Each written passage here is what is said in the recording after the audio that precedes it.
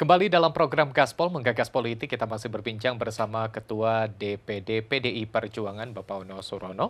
Pak Ono, kalau misalnya tadi disampaikan bahwa strategi sudah dilakukan ya, baik itu tingkat legislatif bahkan juga tadi beberapa kepala daerah juga dipus untuk meningkatkan perolehan suara di Jawa Barat. Seperti itu apabila juga kita ketahui kembali PDI juga bisa menang perolehan suara di Jawa Barat. Bagaimana bisa selaras dengan pemenangan untuk Pilpres mendatang, terutama terhadap pemenangan calon presiden Ganjar Pranowo? Ya, jadi dimulai dengan narasi yang dibuat nih, bahwa Jawa Barat ini bukan basisnya capres PD Perjuangan. Karena kalah terus katanya kan. Dari mulai Mega Hasim, Mega Prabowo, Jokowi JK, dan terakhir Jokowi Kiai Ma'ruf Amin. Nah, tapi kenapa ya saat ini saya merasa ini pasti akan ada perubahan. Ini pecah telur nih. Pecah telurnya? Pecah telur nih Okay. 2024. Karena yang pertama misalnya kalau kita lihat dari survei ya, Ganjar di Jawa Barat ini sudah yang kedua. Ya, berdasarkan informasi dari lembaga survei yang sudah merilis survei di Jawa Barat. Jadi Prabowo, Ganjar, dan Anies. Nah, kalau lihat dari situ ada beberapa faktor kelemahan dari Mas Ganjar di Jawa Barat. Okay. Yang pertama, pemilih Sunda masih dominan memilih Prabowo. Yang kedua, pemilih Islam lebih cenderung ke Pak Prabowo. Generasi muda, ya Gen Z dan Gen Y, itu juga masih ke Pak Prabowo. Terus antara kota dan desa, pedesaan, itu juga masih ke Pak Prabowo. Ini sebenarnya ada beberapa potensi dari 4 hal tersebut yang saya yakin ya dengan berjalannya waktu masyarakat lebih mengenal Mas Ganjar, mereka akan terus mengeksplor apa yang merupakan potensi Mas Ganjar, maka 4 hal ini akan terjawab. Okay. Ya, akan terjawab. Yang pertama misalnya antara misalnya Prabowo dengan Mas Ganjar, ini dua-duanya bukan orang Sunda. Ya kan? Tapi Betul. kenapa masyarakat Sunda lebih senang ke Pak Prabowo? Ya kan? Dan masyarakat Sunda misalnya senang disapa, senang ngobrol, senang ngopi bareng. Ya, Mas Ganjar punya keunggulan itu. Okay. Mas Ganjar lebih bisa untuk berbaur dengan masyarakat, lebih bisa mempunyai karakter yang humble, ya karakter yang humble. Okay. Terus someah kalau kata orang Sunda, ramah gitu kan. Jadi saya yakin pemilih Sunda mudah-mudahan bisa dirubah ya persepsinya. Ya. Karena ya tadi Prabowo pun Jawa gitu kan. Okay. Nah yang kedua pedesaan, ya, kota dan desa. Desa ini mungkin Mas Ganjar belum menyampaikan terkait dengan program-program unggulan yang berkaitan dengan desa atau misalnya aspek-aspek yang ada di desa. Okay. Terkait dengan pertanian, terkait dengan perikanan, terkait dengan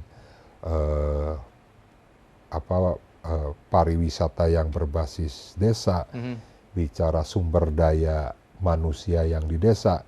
Ini belum keluar. Okay. Tapi sebentar lagi akan keluar. Akan dikeluarkan, oke. Dan PDI Perjuangan mempunyai basis suara di pedesaan. Oke. Untuk selanjutnya tadi soal juga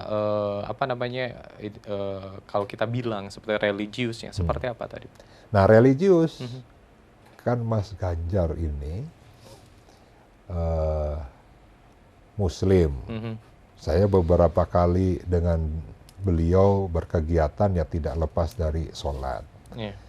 Yang kedua mempunyai istrinya pun anak kiai besar. Okay. Ya, keluarga istrinya berlatar belakang P3, kakaknya pun juga menjadi anggota legislatif di Jawa Tengah dari P3. Okay. Sehingga kan akan lebih mudah menurut saya untuk masuk ke pemilih Islam. Okay. Ya, pemilih Islam. Jadi ya menurut saya tinggal masyarakat Jawa Barat ini disajikan informasi yang utuh. Okay. terkait dengan Mas Ganjar. Karena Mas Ganjar ini mempunyai kelebihan track record kinerja ngurus rakyat yang jelas. Oke. DPR RI 2 periode, gubernur 2 periode. Kalau dibandingkan dengan yang lain kan belum mempunyai track record seperti Mas Ganjar. Oke. Bicara angka kemiskinan di Jawa Tengah, setiap tahun turun. Ya. Terus ada yang ngomong, Jawa Tengah kan lebih miskin daripada DKI, lebih miskin daripada Jawa Barat. Oke. Sebelum Mas Ganjar juga memang Jawa Tengah ya kondisinya seperti itu. Tapi pada saat Mas Ganjar jadi gubernur selama 10 tahun bisa dilihat tuh datanya tuh. Oke. Angka kemiskinan turun terus gitu kan. Oke, jadi nanti akan diupayakan data utuh yang akan Betul. disajikan kepada masyarakat. Betul. Baik, ini mungkin karena keterbatasan waktu nih, Pak Wono, apakah juga akan ada upaya misalnya ataupun kemungkinan yang mendampingi Mas Ganjar ketika dari Jawa Barat bisa saja itu memenangkan nih Pak Wono? Wah, mancing-mancing nih Kang Iqbal. Kalau saya simpel ya. Oke. Karena PD Perjuangan demokrasi terpimpin, ya Kongres pun memutuskan Ibu Ketua Umum yang mempunyai kewenangan untuk menentukan capres dan cawapres. Jadi siapapun yang nanti akan diputuskan oleh Ibu Ketua Umum dan pasti juga akan berdiskusi dengan ketua-ketua umum lainnya. Ya kita sih siap saja. Tapi bicara terkait misalnya tadi tuh pemilih Sunda misalnya. Pemilih Sunda, apakah memang pemilih Sunda ini akan cenderung memilih capres yang wakilnya Ridwan Kamil? Oke. Akan kita cek kan itu. Akan kita cek. Saya tanya ke Kang Irfan. Akan milih Ganjar nggak kalau wakilnya Kang Emil gitu kan? Pada konteks Kang Irfan lahir di Jawa Barat orang Sunda. Kan kita perlu cek juga. Tapi menurut saya, ya, memang kalau dibandingkan dengan calon-calon lainnya, berdasarkan hasil survei, ada memang peningkatan pada saat disimulasi, ya, disimulasi Pak Ganjar dengan Pak Mahfud, Pak Ganjar dengan Pak Erik, Pak Ganjar dengan Pak Sandi, Pak Ganjar dengan Ridwan Kamil, Pak Ganjar dengan siapa lagi, coba? AHY misalnya atau siapapun, terus disimulasikan melawan Pak Prabowo dengan beberapa calonnya. Ya, saya yakin Ibu Mega pun mempunyai gambaran itu, mempunyai gambaran itu. Dan saya sih agak yakin ya akan ada kejutan. Akan ada kejutan. Akan ada kejutan. Baik. Akan ada kejutan. Tapi yang jelas siapapun cawapres yang untuk Pak Ganjar. Baik. Saya harus pecahkan telur di Jawa Barat. Harus pecahkan telur di Jawa Barat. Baik Pak Ono, sekali lagi terima kasih banyak sudah berbincang. Kita tunggu pecah telurnya di Jawa Barat. Kita tunggu dan mohon dukungan dari masyarakat Jawa Barat. Baik, nanti kita mungkin lain kali berbincang kembali Pak Ono ya. Terima kasih banyak sudah bergabung di Indonesia Barat dalam program Gaspol.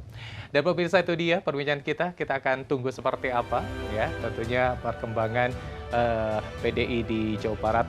Apakah betul-betul akan pecah telur dan ini menjadi target utama tentunya DPD Jawa Barat untuk memecahkan telur perolehan suara di Jawa Barat. Itu dia perbincangan kita pada kesempatan kali ini dalam program Gaspol. Anda bisa kembali menyimak program Gaspol setiap hari Rabu dan juga jangan lupa untuk menyimak melalui YouTube channel kami di iNews TV Bandung. Mewakili kru yang bertugas, Irfan Budiawan mengucapkan terima kasih. Selamat pagi dan sampai jumpa.